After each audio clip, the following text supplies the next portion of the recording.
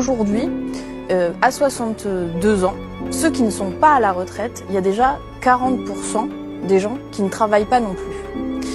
Où sont ces gens? Ils sont au chômage, ils sont en invalidité, le travail a été suffisamment pénible pour les rendre malades, ils sont au RSA, aux minima sociaux. Ça veut dire que quand on va repousser cet âge de départ, c'est relativement simple à comprendre, ce halo de gens qui ne sont ni à la retraite ni en activité va énormément augmenter. Et donc ça, ce que ça veut dire, c'est une précarisation des personnes âgées qui va elle aussi augmenter avec des gens dont les revenus vont diminuer. Le sens de l'histoire, ça a justement été l'inverse. Vous parliez des premiers millions de retraités après l'œuvre du Conseil national de la résistance.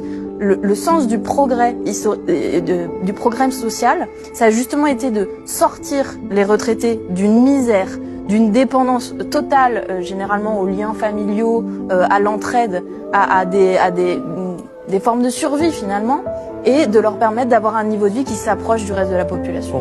Vous avez donné ce chiffre qui est quand même extrêmement marquant de la population la plus pauvre, et notamment masculine, qui est déjà morte à 62 ans, pardon, c'est un quart. Quand on arrive à 65 ans, c'est un tiers des gens qui sont morts. Donc ils ne voient pas la retraite. C'est de ça dont on parle aujourd'hui. Serge, cette réforme, elle vise à faire des économies sur nos retraites et sur celles des plus pauvres. Je crois que ça a été établi relativement clairement dans le débat, pour financer encore des cadeaux fiscaux qui profitent très majoritairement aux très grands groupes.